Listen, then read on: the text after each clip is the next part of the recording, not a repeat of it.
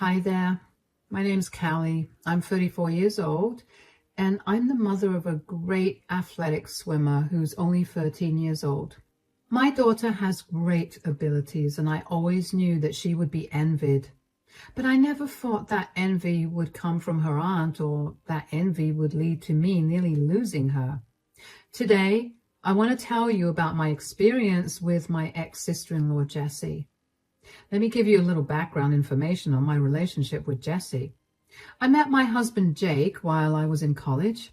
We began dating in our first year because we were part of the same friend circles. At the time that Jake and I were first years, Jake's brother George was a senior. I ended up getting really close with him after I started dating Jake, and eventually the three of us became a trio. I can honestly tell you that till today, George is the only other man that I've considered a close friend because he truly is a good guy.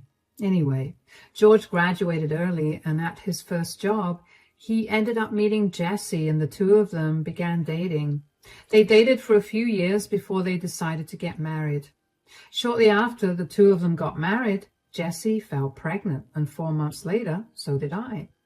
Because I was pregnant and we knew that we wanted to only be with each other, Jake and I also tied the knot. By this time, the four of us had become the best of friends, and we were all ecstatic that we were going to have kids the same age. I never had any issues with Jessie until our daughters were born. Jessie's daughter is named Libby and mine is Chloe. Libby and Chloe were born with only a few months difference between them, so they were always at the same level when it came to their education. All of us lived in the same district, so the girls also went to school together. That's when I began to notice some disturbing behavior from Jessie. Jessie would become very controlling about the things that Libby did, especially if they were things that Chloe was doing as well. Whether it was the two of them playing hide and seek in the house or school tests, Jessie would always insist that Libby be the better one. I understand being competitive and wanting your child to be the best, but what I did not understand was why Jessie had to be so open about her animosity towards Chloe. Chloe is a very gifted child, and I'm not saying that because I'm her mom. I've gotten those comments from every teacher of hers, so I know my daughter is very talented in a lot of things. This has always rubbed Jessie the wrong way, so she would take out her frustration on Chloe.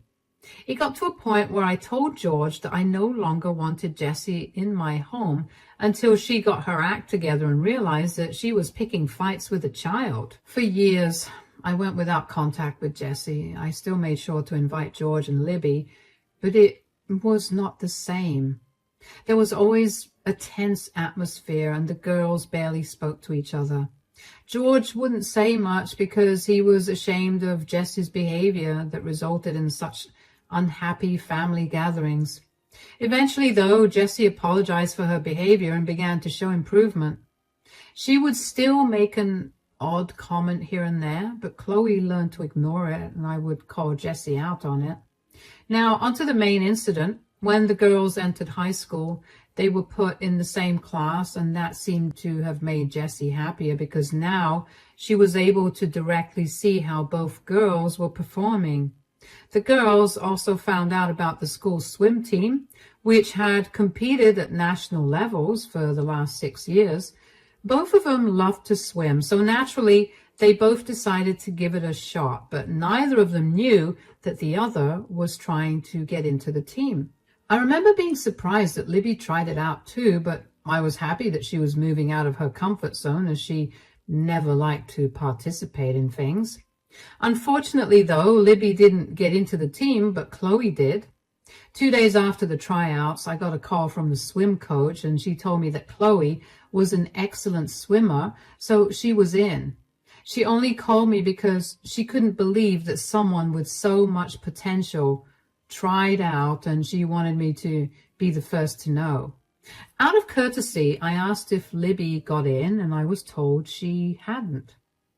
Jessie, on the other hand, was not happy to hear that Chloe also tried out for the swim team. She only found out that Chloe tried 3 days after tryouts, but she called me as soon as she found out. So, both our girls tried out for the swim team, huh? Oh, yeah, Chloe was really excited about that. I didn't know that Chloe liked to swim. Really? I mean, every time we took the girls to the beach or to the pool, Chloe would barely be able to wait to change into her swimming clothes before jumping into the water. Yeah, well, I just thought that she was copying Libby. No, Chloe has loved swimming ever since she was a baby. Jake and her would often go swimming so he could teach her how to do it well. I see. Anyway, did you get back any information on the results of the tryouts? Yeah, the coach called me 2 days ago, but the results will be officially out tomorrow. What? What do you mean the coach called you? Oh, I don't want to say anything. You already seem upset that Chloe tried out for the swim team along with Libby. I think it's better that you see the results tomorrow.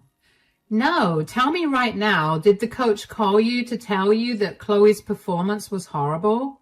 Because if that's the case, then I'll be glad I never got that call. Why do you think the coach would call me to tell me that? I don't know. I don't think it's okay for the coach to call you before the results get announced officially. Did the coach mention Libby? Yes, but I say we drop the topic and talk about this after you see the results yourself tomorrow. Just tell me if Chloe got into the swim team, Callie. Geez, why are you so up in arms about this? It's just a small thing. This is a matter of our girls' future. How are you so calm about this? Look, Chloe is happy that she's swimming, and adding competition and a team to it only makes her happier. The second it makes her sad and she wants to quit, I'm going to let her do it. As long as Chloe's happy, I'm happy. I don't feel the need to worry about her position on a high school swim team. So Chloe got in, huh? I'm not going to say anything. Please, just drop it. We can talk about this after. Fine, but I'm telling you right now, if Chloe made it and Libby didn't, I'm going to be really mad. That's just sad. You need to take things a little more calmly. Don't tell me how I'm supposed to parent my kid. And just like that, Jessie hung up on me. If I'm being honest, I was kind of horrified to tell Jessie myself that Libby did not get chosen. According to the swim coach, Libby's swimming ability was lower than average and definitely not a good fit for the team. I didn't want to be the one to break the news to Jessie because I didn't want her to stir something up. I figured that if she found out herself, she could do something about it at school instead of dragging me into it. It turned out that I had made the right decision about not telling Jessie the news because when she found out, a storm came crashing down on the school. I only found out because Jessie herself told me what she'd done when she called me the next day. Hello, Jessie. You lied to me. Excuse me? Chloe got into the team and Libby didn't. I'm sorry, but how did I lie to you about anything? I didn't say anything to you yesterday regarding their admission into the swim team. Why did the coach call you? I don't think I need to discuss that with you. Oh, yeah? You definitely don't, because I forced the coach to tell me what she told you. Jessie, that's not okay to do. She told you that Chloe was a natural-born swimmer and that Libby was barely an average swimmer. How could you hide that from me? You were already going mad about whether Libby would get admitted, and the last thing I wanted to do was tell you that Libby was not a great swimmer. You influenced the coach somehow, didn't you? Are you saying that I bribed the coach to take Chloe into the team? Yeah. Why else would she choose Chloe? Chloe's a whole year younger than Libby. So how can she be better? What do you want me to say here, Jessie? I didn't do anything to get Chloe into the team. She's a great swimmer, and the coach recognized her talent. The coach only called me because she thought Chloe had amazing potential, and she tried to convince me to let Chloe continue swimming professionally.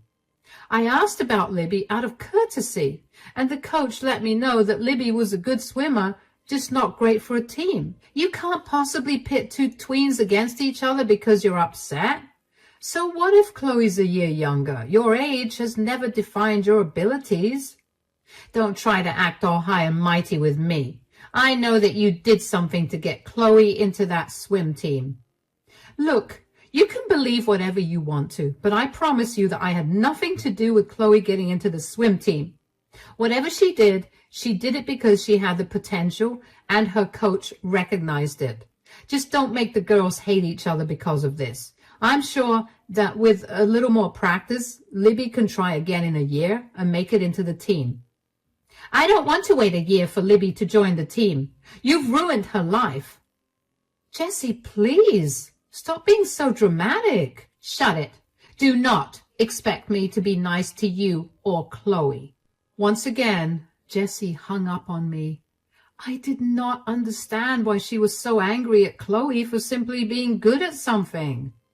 I tried my best to shield Chloe from Jessie's insults and behavior over the next few months. The issue was that Chloe and Libby were close now that they shared a class, but because Jessie hated that Chloe was on the swim team, she began to restrict Libby from hanging out with Chloe. If I stopped inviting Jessie over, then I was sure that she would not let George or Libby come over, and I did not want to lose them. Chloe learned to let Jessie's mockery roll off her back, but that would only irritate Jessie more. Eventually, I decided enough was enough and told Jessie to never come back to my house and to stay away from Chloe. As I predicted, George and Libby stopped coming over after that. George only texted me an apology, but I knew he felt torn between choosing between his brother and his best friend and his wife.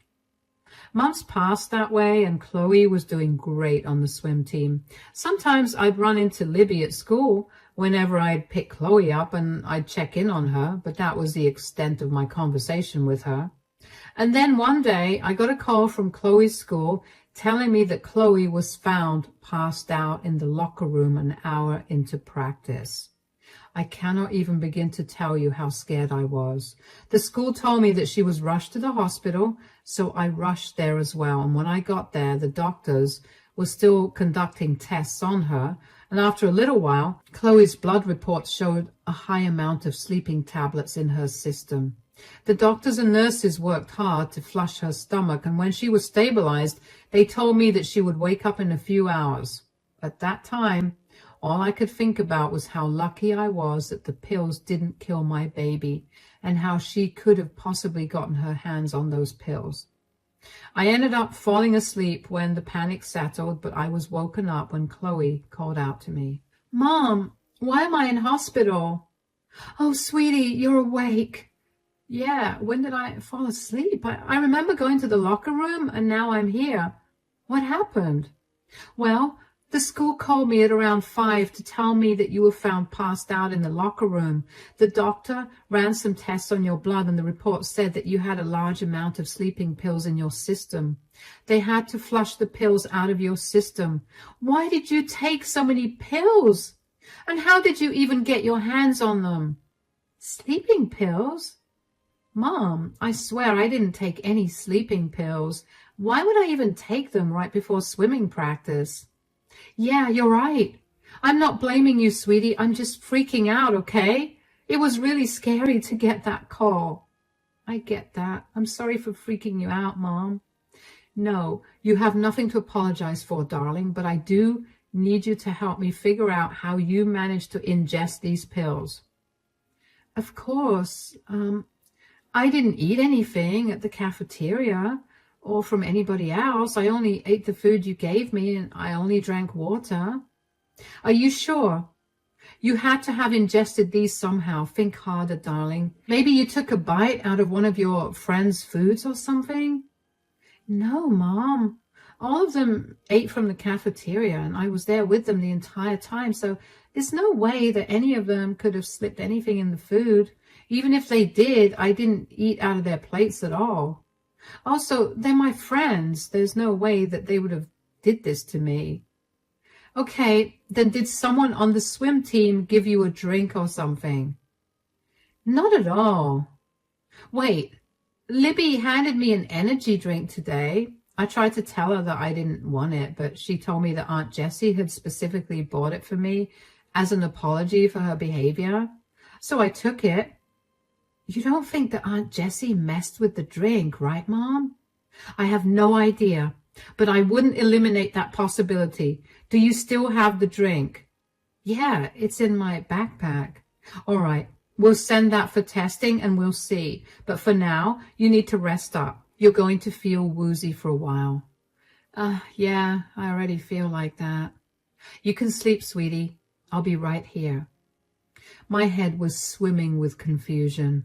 I knew that Jessie did not like Chloe because Libby was unable to keep up with Chloe, but I never for even 1 second thought that Jessie would be capable of hurting Chloe. I knew that Libby would never hurt Chloe like that because Chloe's told me of how Libby always cries whenever she's at our place because she feels bad that Jessie treats Chloe badly and forces Libby to treat Chloe the same way. I sent the drink from Chloe's bag for testing, and in a week, I got the results. They were full of sleeping pills. I was enraged, but I knew I needed more information, so I headed to the school. Chloe was still resting at home, but word had gotten out in school, so everybody knew what had happened to her. I waited at the drop-off for Libby, and when I finally spotted her, I ran up to her. Hi, Libby, sweetie. Oh, Aunt Callie, I'm actually really busy. I need to head home immediately. Sweetie, please.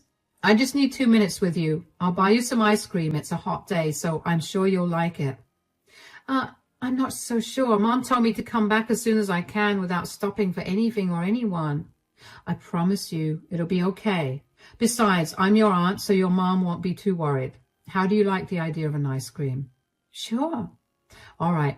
There's an ice cream shop right around the corner. Should we walk it? All right. While we're walking, I did want to ask you about something.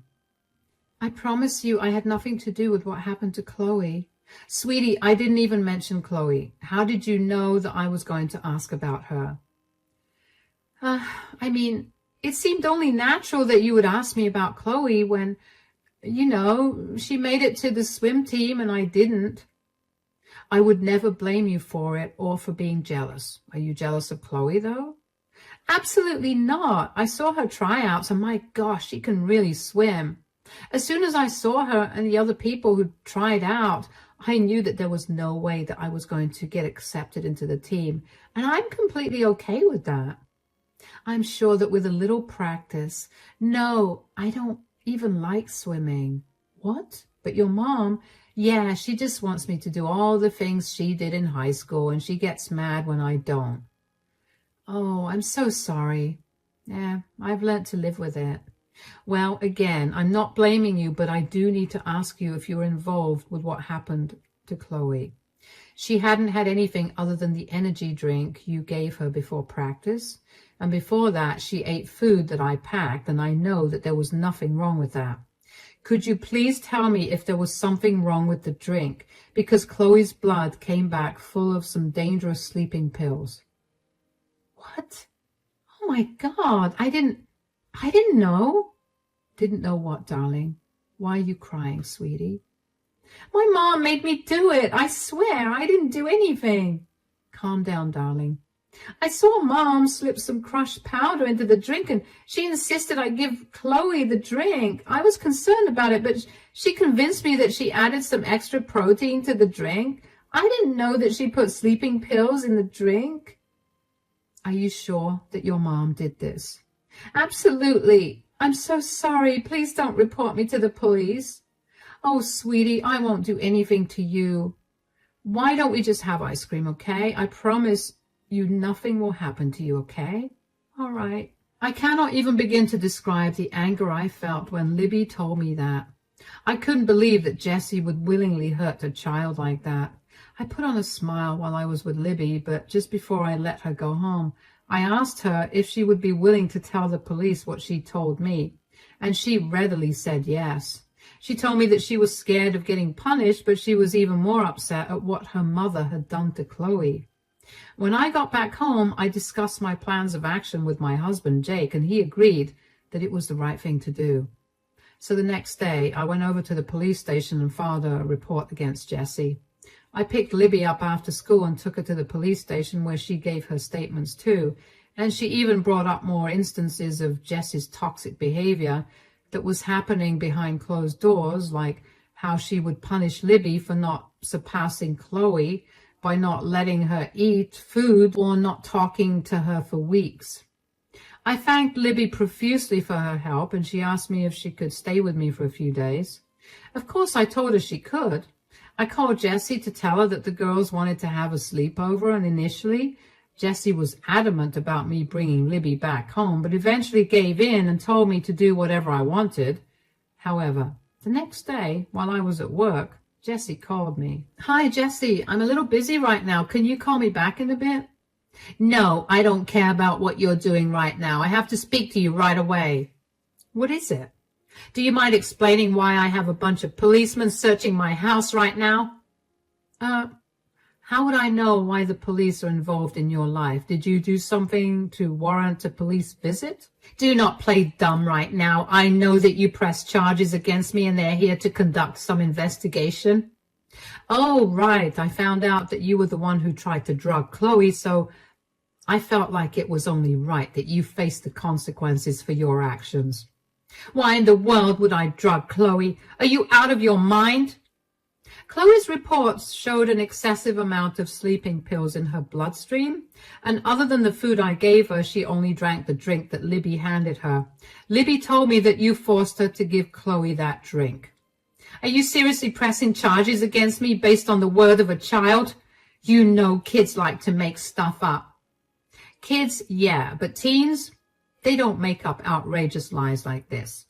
"Oh, believe me, you have no idea how calculating and manipulative teens can be. You need to drop these charges against me right away and get these stupid cops out of my house." "Why do you not want the cops in there? I mean, if you have nothing to hide, you shouldn't be so worried about a bunch of policemen snooping around." "I'm innocent.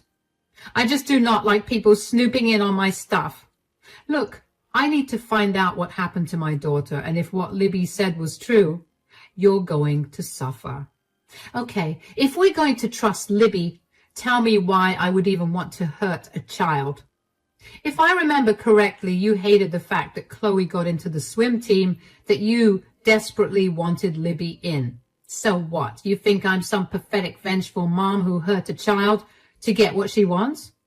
"Well, you said it, not me. And before you come at me, I want you to think back on how you've been treating Chloe ever since she got in. You were mean, and you always ignored her. She tried to talk to you about it, and all you did was tell her to leave you alone. Just because you couldn't behave like a mature adult doesn't mean that the law won't treat you like one. You have no proof of anything, and these cops won't find anything either. Stop trying to meddle in my life with your crazy theories." "I'm not trying to meddle with your life. I'm trying to get justice for my daughter, whom you have hurt. You're lucky you put just below the lethal amount of sleeping pills in her drink. If you think the drink was the problem, how are you sure that Libby wasn't the one who spiked the drink? Why am I being blamed?" "Wow, you have no shame, do you? How can you just throw your daughter under the bus to save your skin?" "I know it wasn't Libby, because she seemed genuinely distraught. She gave her statements to the police and swore they were true." "She what? That girl is going to regret messing with me. I want you to send her back home right this instant." "No, I will wait to hear what CPS has to say about this, and then Libby can come home. Good luck with everything. Bye." I remember faintly hearing Jessie trying to yell something, but I couldn't be bothered to hear the rest of it. I had been tired of trying to get to the bottom of things, and now that my answer was there, I was not going to let Jessie ruin it. I only wanted what was best and safe for my daughter, and if that meant reporting Jessie and ruining her life, then so be it. After that, things started to get a lot more intense than I anticipated. The police officers who were searching Jessie's house that day ended up stumbling upon a CVS receipt for the purchase of only sleeping tablets the day before Chloe passed out in the locker room. They questioned Jessie about where the pills were, But she insisted that she didn't know, and thankfully one of the neighbors had a security camera that lined up directly with the sidewalk right outside of Jesse's house, so it managed to capture Jesse throwing something out in the garbage bin right before the garbage collectors came. The police officers kept hounding Jessie for information, and finally she confessed to spiking Chloe's drink. Jessie was charged with assault, and after a really long trial, the charges were brought down to a misdemeanor since she was a first-time offender, and Chloe wasn't seriously injured. She was ordered to not only clear off the medical bills Chloe incurred, but also pay us a fine of $10,000, and she was also sentenced to 230 hours of community service. Aside from the trial, Jessie also had other things to worry about. Child Protective Services found Jessie to be an unfit parent, not only because she had coerced Libby into hurting Chloe, but also because Libby revealed that Jessie had been applying a crazy amount of pressure to outdo Chloe by using any method possible, even if those methods meant harming Chloe. All of that ended up taking a huge toll on Libby, which was why her grades kept falling. My brother-in-law, George, had had enough of Jessie's antics, and when he found out what she had been doing to Libby, he decided to get a divorce. Libby was more than happy that she no longer had to deal with her mother, and when she told me that, I couldn't help but feel even worse at the thought of what Jessie must have put her through for her to be happy to not be around her mother. The divorce was also a messy process, so George asked me if I could take Libby in until the divorce was finalized, so of course I said I would. Libby and Chloe used that time to clear the air between the both of them, and now they're the best of friends. Jessie managed to get quite a lot out of George through the divorce, but George was unfazed. He just wanted space away from her.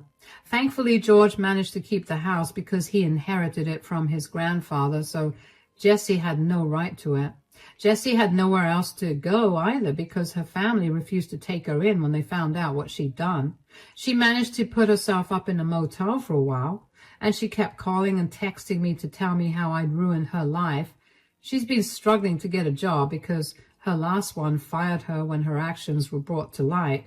And with her new criminal record, companies weren't hiring her quickly like they used to. It wasn't my problem, so I blocked her and moved on. Ever since Jessie's left all of our lives, we've all gotten a lot happier. There's no more tense atmosphere or awkward silence. And now, whenever my family meets with George and Libby, we're all really happy. I stopped keeping tabs on Jessie, and instead I'm happy in knowing that my daughter is safe and sound. Thank you so much for sticking through and listening to my story.